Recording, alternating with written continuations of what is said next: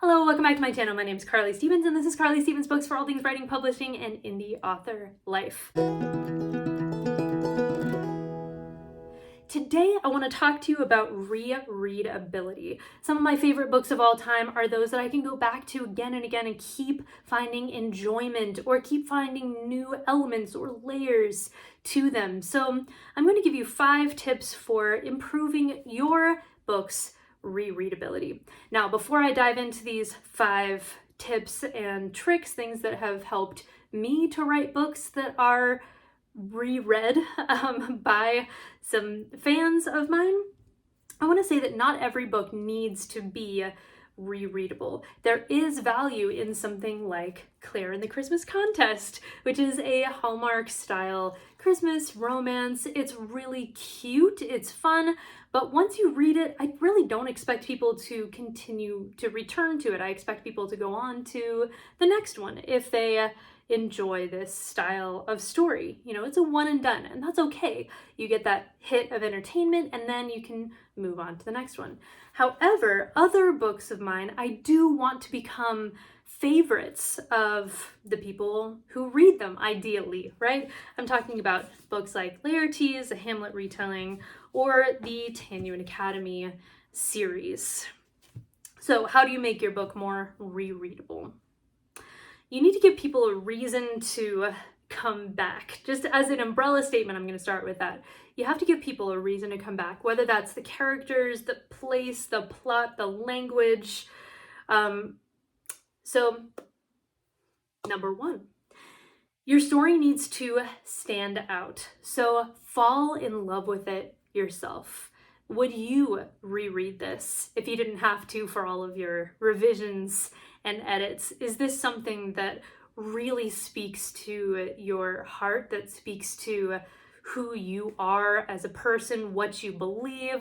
Now, I'm not saying that all rereadable books need to be this self-insert fiction. None of the characters in either of the books that I showed you are an exact one-to-one with me. However, the themes, the ideas are definitely near and dear to my heart. The characters, I love the characters, even the ones who make very, very bad decisions. So fall in love with it yourself. Be vulnerable. Don't hold anything back. Be self-indulgent with your language. Adore your characters unashamedly. Don't qualify with, oh yeah, I mean, I'm writing this little story. No, become your own biggest fan. I reread the books that I made the most rereadable, if that makes sense. I listen to them. My comfort audiobooks are Laertes and the finale to the Tanya Academy series, Kingdoms on Fire. I pretty regularly just go back and listen to those because I want to be in that world. I want to be with those characters. I want to be in those situations and finding courage and, you know, whatever it is that they're dealing with at the time. So make sure that you're creating a story where you want to spend a lot of time. So that's number 1. Number 2 is lean into universal themes. Sometimes what I find is people write books that are so of the moment that they become dated or not obsolete, but certainly dated pretty quickly. So that might make your book the perfect one for somebody to read this year, with this year's technology, with this year's politics, with this year's whatever it might be, with this year's memes. But in 20 years, will those same ideas continue to resonate? So if you lean into what is it that makes the technology, the memes, the politics, something that matters in a larger sense, if you focus on that larger sense, then your book, your themes will continue to matter in different ways over time. So lean into universal themes. Even if you are intending to make some sort of comment about contemporary of the moment issues, if you go beyond that to what lies beneath those issues, then your story will be more enduring than if you just laser focus on one current thing. Hopefully that makes sense. Next one, number 3. This is something that I find a lot of brand new writers don't do, but seasoned writers get better and better at. So this is something that is definitely worth practicing, and that is leave room for the reader. What I mean by that is that subtext is your friend. So that's the stuff that's like reading between the lines, right? You, the author, tell the reader certain things, but if you don't spell out every little piece of the plot or the personality of your characters, and you just show elements and leave some room for interpretation, reading between the lines, asking questions that aren't immediately answered, then you get more buy-in. If you're doing it well, you get more buy-in from readers because they also are participating in the story itself. They're not just being spoon-fed. It's like they're actually getting to know these people. It's like they're actually figuring out what's going on. It's like they are growing along with the characters. You know, all of that. They get to be part of the story in a way that they wouldn't if you just, you know, gave it to them straight. So, for example, I haven't been the best at giving examples this video, have I? But let your audience make connections. So in Laertes, a Hamlet retelling, for example, you're dropped right into the middle of the boys' last year at university. So when I say the boys, I mean Laertes and his 2 friends, Henri and Julien. And you don't really hear all about, you know, how they met, what their backstory is, what their personalities are, so much as just spending time with them and seeing the dynamic with these characters and getting a sense of, oh, okay, I see how this works. So there are also some Shakespearean Easter eggs in here. So readers who are big fans of Shakespeare can interact in that way. It's almost like a treasure hunt where they can find all the phrases, they can find all the little bits and of Hamlet references, because the whole thing is just flush with Hamlet references that only the biggest fans will be able to notice. But anyway, all this to say, leave room for the audience to participate. Give them a little bit of trust. Think about yourself as a reader. Maybe you don't catch everything. I don't catch everything, but you are an intelligent person, right? And so you can make these connections, or at least when you're rereading, you can make these connections. So speaking of, number 4, make rereading pay off. A few ways that you can do that are this. So number 1, use fresh language.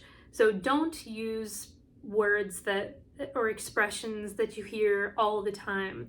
Instead, express things that might be universal, but in a new and honest way with words that you're not always used to hearing in the same order. So this might mean that you spend some time with revisions more than you normally would. That's okay. If it's going to be rereadable, you're going to need to spend some quality time with your book. But fresh language gives people a reason to return. It's that quotable element, that fresh take on the world. Something else that I was intentional about as I was writing, especially the end of the Tanyuan Academy series. This is 3 books. This is the omnibus edition, which you can get, by the way, on Amazon or wherever else you get books. I have signed copies on my website. I'll put that link down below. But anyway, something that I was intentional about as I was writing the final book was paying off foreshadowing. So if you reread the whole series, there are things you're going to notice in the first book that don't pay off really until the final book, and you'll go, oh my gosh, I didn't see that before, I didn't get it before. So there is a payoff to rereading. You'll find different connections between characters. You're going to find foreshadowing. If you have a character who starts out not very likable, and then they make such a huge transformation that you really like them by the end, it pays to reread, because now the reader likes that character from the beginning rather than disliking them and then learning to like them. So it's a different experience when you like a character. So for A Tale of Two Cities by Charles Dickens, for example, which is one of my favorite books. When I first started it, I didn't really like anybody. I didn't like the book. I was a sophomore being forced to read this thing. But by the end, it was one of my favorites, and it's continued to be one of my favorites of all time. So going back and starting it again meant that I cared about Mr. Lorry from the second chapter when he shows up, rather than being like, okay, who is this guy? When can I get out of here? And so I felt like the entire book had a larger emotional impact on me the second time around, because I had learned to love these characters. So to sum up the whole making rereading payoff: fresh language, fresh expression, subtle foreshadowing that people might miss the first time around, but that totally pays off if they go back and see it. And then character arcs that make people like characters that maybe they didn't at the beginning, and so it's a different experience going back. You don't have to do all these things. These are just ideas, but they have worked for me. And then finally, number 5, if you want your book to be rereadable, is get some feedback. I am not always great about getting feedback from other people. This I wrote, and it's out now.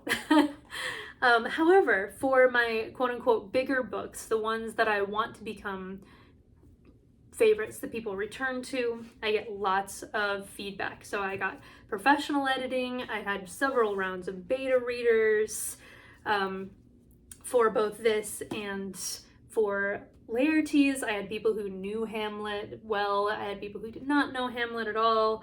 I had people who knew me, who did not know me. So I tried to get a variety of feedback from people, and I would ask, okay, is there any character who's bland? Is there any section where you're skimming? Is there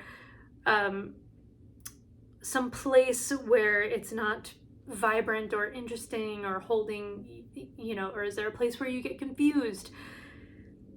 So all of that feedback has been tremendously helpful in making both of those stories my most rereadable ones. So embrace feedback.